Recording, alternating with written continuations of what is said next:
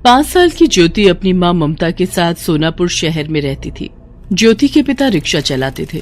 एक दिन उनके रिक्शे को एक ट्रक ने पीछे से जोर का धक्का मार दिया, जिससे ज्योति के पिता की उसी समय मौत हो गई। पिता की मौत के बाद ज्योति और उसकी मां ममता दोनों की आर्थिक हालत बहुत दयनीय हो गई थी। माँ, कुछ खाने के लिए दे दो, मुझे बहुत भूख लग रही है। ज्योति बेटी, घर में खाने के लिए कुछ नहीं है, हम दोनों काम की तलाश में बाहर चलते हैं। कहीं कुछ काम मिल जाएगा तो काम कर लेंगे और उससे जो पैसे मिलेंगे उससे हम कुछ खाने के लिए खरीद लेंगे।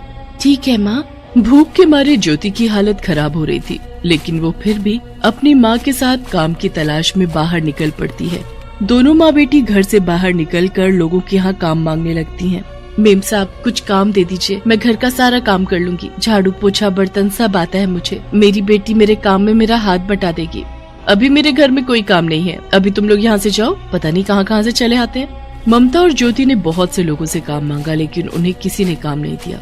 वो दोनों जहाँ भी जाते लोग उन्हें डांट कर भगा देते। भूख के मारे ज्योति के पेट में तेज दर्द होने लगा। तभी बाजार में चलते चलते ज्योति को एक मिठाई की दुकान पर मिठाइयाँ दिखती हैं, जिन्हें देखकर ज्योति की भूख और बढ़ जाती है। माँ, वहाँ मिठाई की दुकान पर चलो ना। ज्योति बेटी, मिठाई खरीदने के लिए हमारे पास पैसे नहीं है। माँ, मैं मिठाई खरीदने के लिए नहीं बोल रही हूँ, उस दुकान पर जाकर हम कुछ काम मांगेंगे। ठीक है बेटी। ममता ज्योति के साथ मिठाई की दुकान पर जाती है। साहब जी, कुछ काम दे दो, हम बहुत गरीब हैं, काम की तलाश में भटक रहे हैं, 2 दिन से हमने कुछ नहीं खाया है। अरे जाओ यहाँ से, यहाँ कोई काम नहीं है। ममता सेठ से काम मांग रही थी। इसी बीच भूख से परेशान ज्योति ने कुछ मिठाइयाँ चुरा ली। एक मिठाई उसने अपने मुंह में डाली ही थी कि सेठ ने उसे चोरी करते हुए देख लिया। चोर चोर, काम मांगने के बहाने चोरी कर रही है, पकड़ो इसे, मारो मारो। सेठ चिल्लाने लगा। उसकी आवाज सुनकर उसकी दुकान पर काम करने वाले लोग ज्योति और ममता की तरफ दौड़े और उन्हें मारने लगे। मेरी बच्ची को मत मारो, उसे छोड़ दो। ममता हाथ जोड़कर सबसे विनती करने लगी, लेकिन लोगों ने उसकी एक नहीं सुनी और दोनों की पिटाई करते रहे। तभी उस दुकान पर एक आदमी मिठाई खरीदने आया। अरे क्यों मार रहे हो इन दोनों को? ये दोनों चोर हैं, काम मांगने का बहाना बनाकर मेरी दुकान पर आए और मिठाइयाँ चोरी करने लगे। पिटाई के कारण ममता के सिर पर बहुत चोट लग गई थी और ज्योति के नाक से खून बह रहा था। ज्योति बहुत जोर जोर से रो रही थी। उसका मासूम चेहरा देखकर उस आदमी को उन दोनों माँ बेटी पर दया आ जाती है। छोड़ दो ने सेठ जी, आपके चोरी किए गए मिठाइयों के पैसे मैं दे देता हूँ। वो आदमी ज्योति के पसंद की मिठाइयाँ भी उसे दिलाता है। कितने पैसे हुए? ये लो अपने पैसे, तुम दोनों मेरे साथ डॉक्टर के पास चलो। लेकिन साहब, हमारे पास इतने पैसे नहीं है कि हम अपना इलाज करवा सके। उसकी चिंता तुम मत करो। वो आदमी ज्योति और ममता को अपनी गाड़ी में बिठाकर डॉक्टर के पास ले जाता है और दोनों का इलाज करवाता है। चलो, अब तुम दोनों को तुम्हारे घर छोड़ देता हूँ। साहब, हम बहुत गरीब हैं, हमारा घर बहुत छोटा और टूटा फूटा से है, आप वहाँ जाएंगे तो हमें अच्छा नहीं लगेगा। छोटा और बड़ा कुछ भी नहीं होता, हम सब एक हैं। कोई अमीर और गरीब नहीं होता। मैंने तुम्हारे लिए कुछ भी नहीं किया, जो किया है सब भगवान ने किया है। वो आदमी ज्योति और ममता को अपनी गाड़ी में बिठाकर उनको घर ले जाने लगता है। रास्ते में, अच्छा एक बात बताओ, तुम दोनों चोरी क्यों कर रहे थे? तभी ज्योति बोल पड़ती है। साहब, दोनों नहीं, चोरी तो सिर्फ मैं कर रही थी। माँ तो उस दुकान में काम मांगने गई थी और मुझे बहुत भूख लगी थी। और ज्योति उस आदमी को सारी बात बता देती है। अच्छा, तो ये बात है, तुम दोनों घर में जाओ, मैं थोड़ी देर में आता हूँ। ममता और ज्योति अपने घर के अंदर आ जाते हैं। ज्योति मिठाइयाँ खाने लगती है। तुम भी खाओ ना माँ, बहुत स्वादिष्ट मिठाइयाँ हैं, इससे पहले मैंने ऐसी मिठाई कभी नहीं खाई। तभी वो आदमी वापस उनके घर आता है। उसके दोनों हाथ में 2 बैग थे। वो दोनों बैग ममता को देता है। मेरा नाम रोशन है, मेरा राखी बनाने का कारोबार है। रक्षाबंधन का त्योहार आने वाला है, तुम दोनों माँ बेटी घर पर राखी बनाने का काम शुरू करो।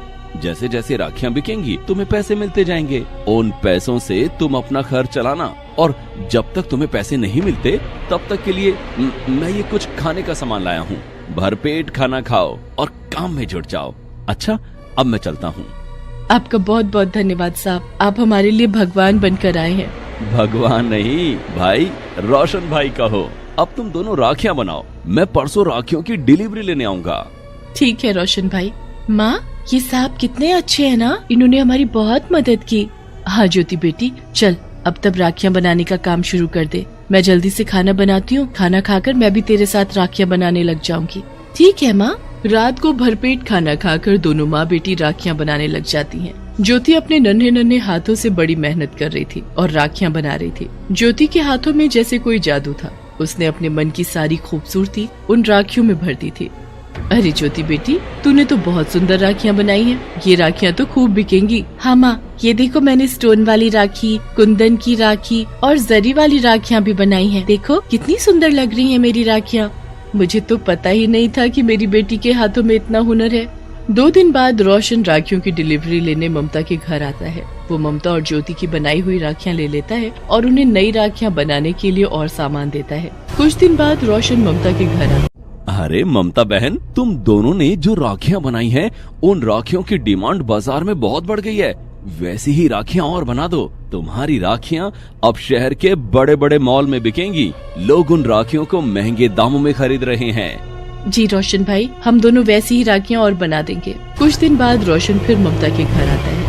ममता और ज्योति की बनाई हुई राखियां शहर के बड़े बड़े मॉल्स में बिक रही थी और ग्राहक उन्हें अलग अलग वेबसाइट पर ऑनलाइन भी खूब ऑर्डर कर रहे थे। ममता और ज्योति की मेहनत रंग लाई और उन्हें उनकी बनाई हुई राखियों के काफी अच्छे पैसे भी मिल गए। राखी से ठीक 1 दिन पहले ममता रोशन को फोन करती है। रोशन भाई, कल रक्षाबंधन का त्योहार है। मेरा कोई भाई नहीं है। आपने एक सगे भाई की तरह मेरी बहुत मदद की है। मैं अपने हाथों से बनाई राखी आपकी कलाई पर बांधना चाहती हूँ। कल आप मेरे घर आएंगे ना? जरूर आऊंगा ममता बहन। ममता ने रोशन के लिए बहुत सुंदर राखी बनाई थी। रक्षाबंधन के दिन रोशन ममता के घर आता है और ममता उसकी कलाई पर राखी बांधती है। आज से तुम्हारी रक्षा की सारी जिम्मेदारी मेरी है और अब ज्योति की भी पूरी जिम्मेदारी उसके रोशन मामा की है। तुम्हारी राखी का गिफ्ट तुम्हें जल्दी ही दूंगा। रक्षाबंधन का त्योहार खत्म होने के बाद रोशन ममता को सिलाई सीखने के लिए सिलाई सेंटर में एडमिशन करा देता है और ज्योति का एडमिशन एक प्राइवेट स्कूल में करा देता है। ज्योति अब स्कूल में पढ़ने जाने लगी थी। रोशन भाई, सिलाई तो सीख लिया, लेकिन अब सिलाई मशीन कहाँ से लाऊं? उसके बिना तो सिलाई का कोई काम नहीं कर पाऊंगी। उसकी चिंता मत करो ममता। दूसरे दिन रोशन एक सिलाई मशीन लेकर ममता के घर आता है और ममता को वो मशीन देता है। ये लो ममता बहन, तुम्हारी राखी का गिफ्ट। रोशन भाई, आपने तो पहले ही बहुत सारे गिफ्ट दिए हैं। तो तुम भी मुझे एक गिफ्ट दे दो। इस सिलाई मशीन पर मेरे लिए एक अच्छी सी शर्ट सिलकर।